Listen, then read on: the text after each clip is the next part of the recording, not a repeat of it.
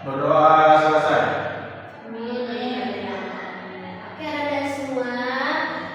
Semoga dengan berdoa kita di awal pembelajaran, semua materi yang Ibu sampaikan bisa Ananda serap semua dan Ananda semua bisa memperhatikan Ibu dengan baik dan mengambil kesimpulan dari materi kita pada hari ini. Oke, Ananda semua, Ibu sebelum mulai pembelajaran, Ibu absen terlebih dahulu. May you kita di sini? Hadir, Bu. Halim Perdana Kusuma, Hadir, Bu. Rival Akto Yustian, Hadir, Bu. Rizka Putri Darmani. Hadir, Bu. Oke, Sulian Rasmi, Hadir, Bu. Dwi Ardiansyah.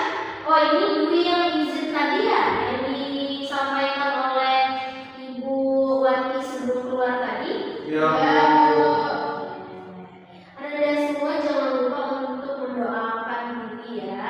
Ya. Dwi sedang sakit, jadi semoga segala penyakitnya segera diangkat oleh Allah dan bisa kembali lagi ke sekolah dan bersekolah seperti Biasa. Oke, Anda semua. Oke, udah siap ya kita belajar pada hari ini? Ya, Bu. Oke, pada hari ini kita akan belajar sesuatu yang sangat istimewa, spesial. Mungkin Anda semua sangat dekat dengan materi kita pada pembelajaran hari ini. Oke, sebelum kita masuk ke materi, Ibu mau tanya nih, siapa di sini yang sering melihat atau mendengar suatu informasi berita viral, baik itu dari medsos, Instagram, TikTok, ataupun WhatsApp? Sering, Bu. Sering, Bu. Sering? Ya, Bu. Nah, biasanya apa yang Anda lakukan ketika mendapatkan suatu berita yang cukup viral tersebut? Memberitahu ke teman, Bu. Memberitahu teman. Terus apa lagi Anda? Melihatnya dulu, Bu, apakah berita itu hoax atau enggak. Oke, melihat terlebih dahulu apakah informasi itu hoax atau tidak. Oke, Anda semua, sekarang kita akan belajar tentang bagaimana berpikir kritis menavigasi dunia sekitar. Nah, apa sih sebenarnya itu berpikir kritis menavigasi dunia sekitar? Itu adalah sangat erat dengan kehidupan kita sehari-hari. Ketika kita mendengar suatu informasi, apakah kita harus men-share-nya secara langsung atau cukup ditahan terlebih dahulu? Oke, Anda semua. Nah, misi pembelajaran kita pada hari ini atau tujuan pembelajaran kita pada hari ini. Tujuan pembelajaran kita pada hari ini yaitu apa sih yang harus kita kuasai setelah kita belajar ini? Yaitu yang pertama, Ibu harap Anda semua bisa memahami konsep dasar berpikir kritis, kemudian bisa mengenali ancaman nyata di era digital, kemudian mengidentifikasi anatomi seorang pemikir kritis, kemudian dilanjutkan Anda semua bisa membedakan fakta objektif dan opini subjektif.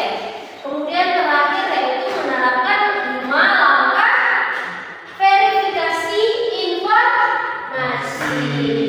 Cukup menarik bagi kamu untuk pembelajaran kita pada hari ini. Ya, Bu. Oke, kita lanjut ke materinya. Oke, Anda semua.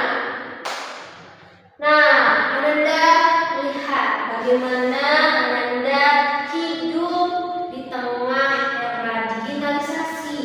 Anda semua dibanjiri dengan berbagai informasi.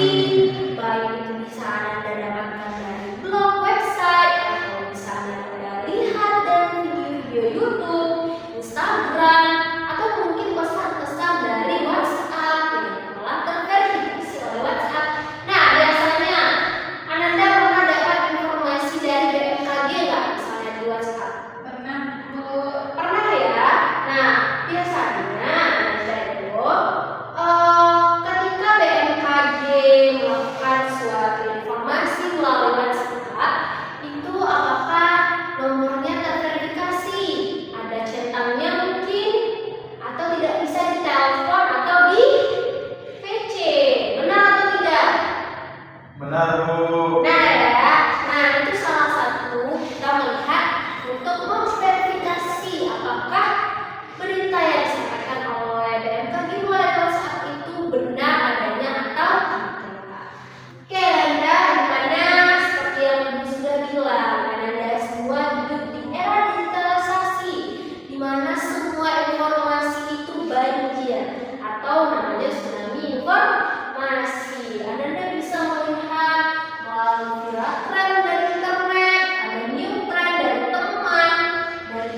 WhatsApp dan segala macam gitu kan. Jadi setiap hari kita bisa dibanjiri informasi dari berbagai sumber. Tidak semua informasi yang kita terima itu benar Anda semua. Jadi adanya juga informasi yang kita terima itu salah. Nah, kenapa sih? Nah, dari semua informasi yang kita terima, kita butuh perisai. Perisai itu seperti tameng yang bisa melindungi kita. Nah, kenapa sih kita harus melindungi diri kita? Itu karena adanya ancaman di balik layar. Yang pertama tentu hoax. Tadi ada sudah singgung masalah hoax. Jadi hoax itu apa sih sebenarnya? Kita apa itu hoax? Berita palsu yang dibuat mungkin. Apa? Berita palsu yang dibuat senyata mungkin. Oke, berita palsu yang dibuat senyata mungkin. Nah, berita hoax itu adalah berita yang bohong, tidak benar, tidak adanya kebenaran dalam data yang diinformasikan, sehingga menimbulkan ketakutan dan memecahkan persatuan kita. Kemudian ada juga yang namanya penipuan online, di mana ketika seseorang menyebarkan sesuatu melalui tautan, itu bisa adanya tautan palsu dan iming-iming hadiah via chat. Nah, ini dampaknya sangat dekat dengan kita. Biasanya sasarannya adalah orang-orang yang mungkin baru belajar menggunakan gadget atau tidak terlalu tahu dengan dampak-dampak seperti hal-hal yang ini. Nah, apa sih sebenarnya dampaknya, Bu? Kenapa sih tautan itu berbahaya untuk kita? Nah, dampak dari tautan yang kita klik secara random itu bisa saja kita kehilangan uang atau terjadinya kejahatan digitalisasi. Kemudian adanya juga konten berbahaya Anda, di mana konten berbahaya ini itu adalah adanya aksi ekstrim remaja demi viral atau perhatian. Pernah nggak Anda lihat sebuah video yang dibuat tidak mencerminkan nilai-nilai kebaikan di dalam videonya tetapi viral? Pernah nggak? Pernah, Bu. Pernah ya, itu cuma buat Capek. Nah, Anda semua jangan pernah membuat video hanya dengan tujuan untuk capek. Jangan ya Anda semua, karena itu bisa saja berdampak untuk keselamatan kita, atau sesuatu yang kita lakukan di dalam video untuk caper itu berbahaya untuk kita. Oke. Sesuai dengan penipuan online tadi, adanya juga bersedia data dengan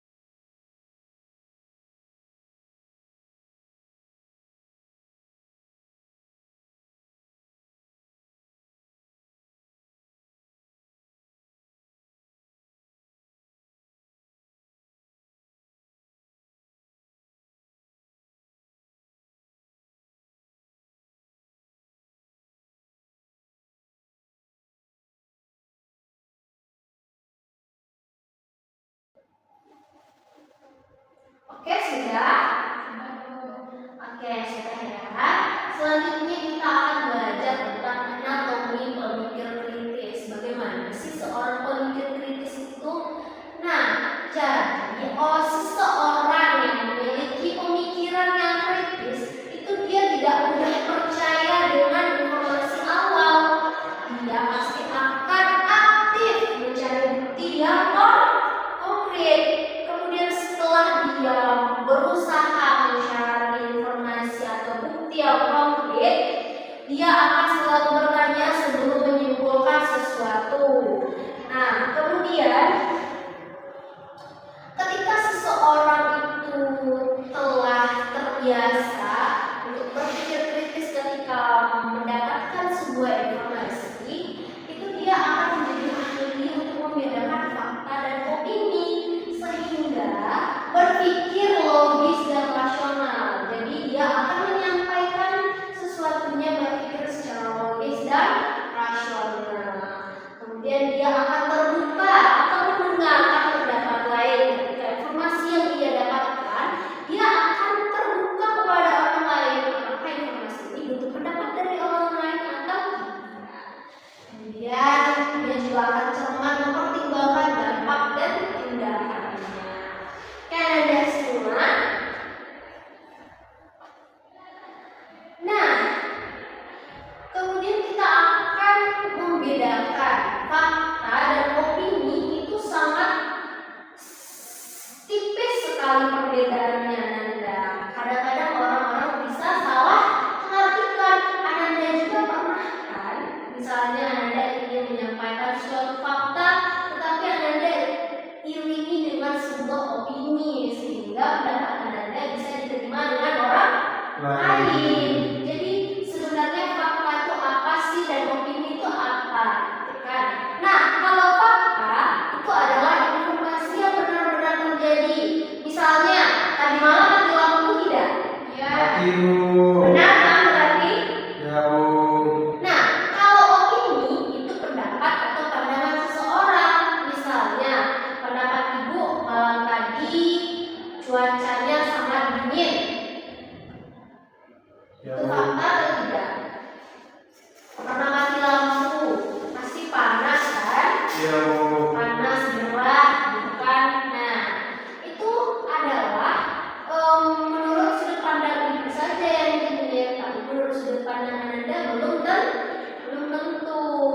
Nah, kalau fakta itu dapat dibuktikan secara objektif, ada buktinya gitu. Ada kan tadi malam buktinya, kalau misalnya mati lampu ada dikeluarkan surat permintaan maaf dari PLN.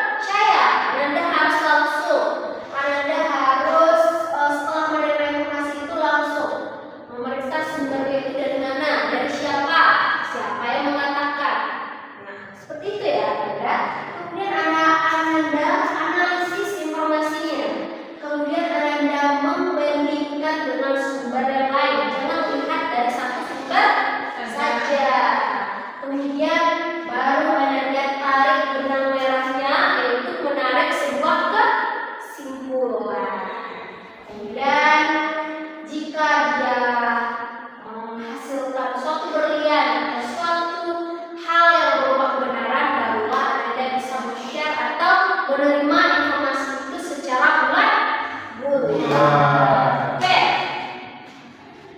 Nih, yang ibu bilang tadi corong tadi. Corong ini sudah dicatat ya? Sudah, Bu. Sudah ya? Tadi satu menerima, Informasi. kedua, Menemukan sumber. ketiga, Analisis informasi. oke, keempat, Menemukan informasi lain. dan yang terakhir adalah Menarik kesimpulan. oke, beri tepuk tangan dulu untuk Ustaz. Oke, itu dia yang pertama ya. Nah, kita akan mulai langkahnya. Fase pertama tentu input dan pemeriksaan awal. Dimana langkah pertama, ketika Anda terima sebuah informasi, Anda harus melihat, misalnya melihat berita mengejutkan di media sosial. Kemudian langkah kedua, Anda periksa sumbernya itu dari mana. Misalnya siapa yang menyebarkan informasinya. Kemudian apakah sumbernya memiliki reputasi terpercaya. Jangan hanya makan blog-blog sederhana. Kemudian apakah ada bukti awal yang disertakan. Nah, setelah semua itu selesai, selanjutnya adalah analisis logika dan kesimpulan akhir. Setelah Anda sudah periksa sumbernya, baru Anda analisis. Apakah beritanya itu masuk akal? Apakah ada fakta pendukungnya? Kemudian apakah nadanya terlalu berlebihan atau provokatif? Kadang-kadang orang-orang itu menggunakan majas-majas yang terlalu berlebihan. Nah, kemudian langkah selanjutnya Anda bandingkan. Apakah situsnya resmi, beritanya terpercaya?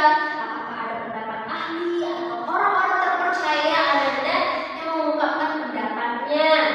Nah, kemudian baru Anda simpulkan, tentukan status akhir. Apakah informasi itu benar atau salah? Kemudian apakah informasi itu aman dan berbahaya atau layak dipercaya atau diabaikan saja? Oke? Oke, Bu. Nah, ini adalah 4 pilar sikap bijak di era digital. Anda semua harus bijak, harus menerapkan 4 pilar ini. Silakan dicatat. Yang pertama pilarnya adalah tahan jari Anda. Ketika Anda mendapatkan suatu informasi yang belum tentu, tahan jarinya untuk tidak men-share ke siapapun.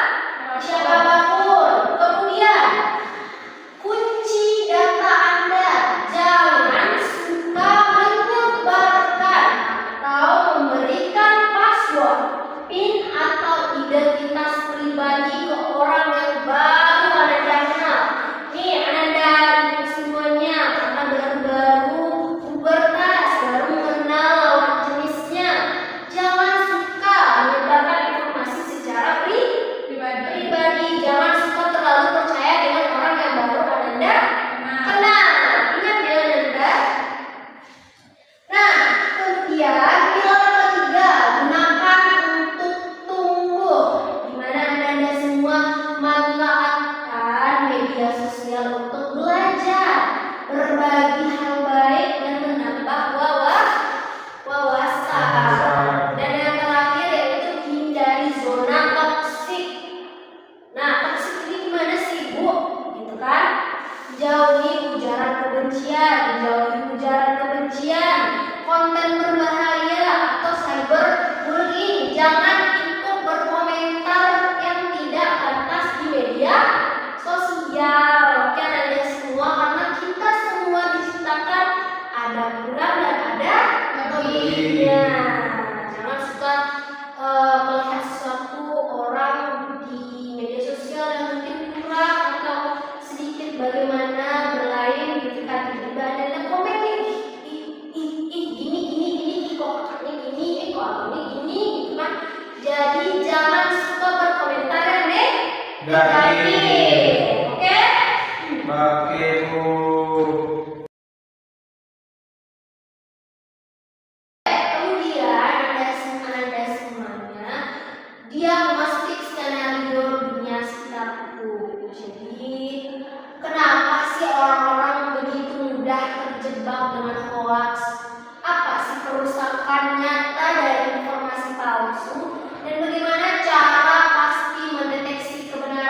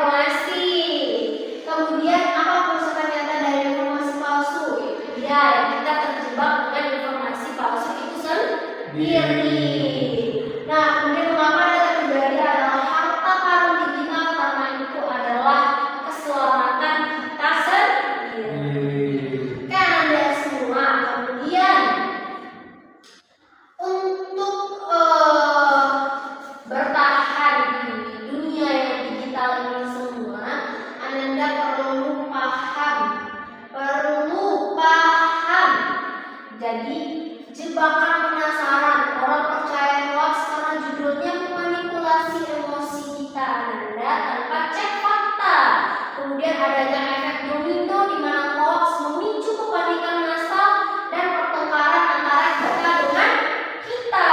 Kemudian adanya segitiga kebenaran, di mana harus cek sumber, bandingkan videonya dan cari buktinya, dan cegah kejahatan.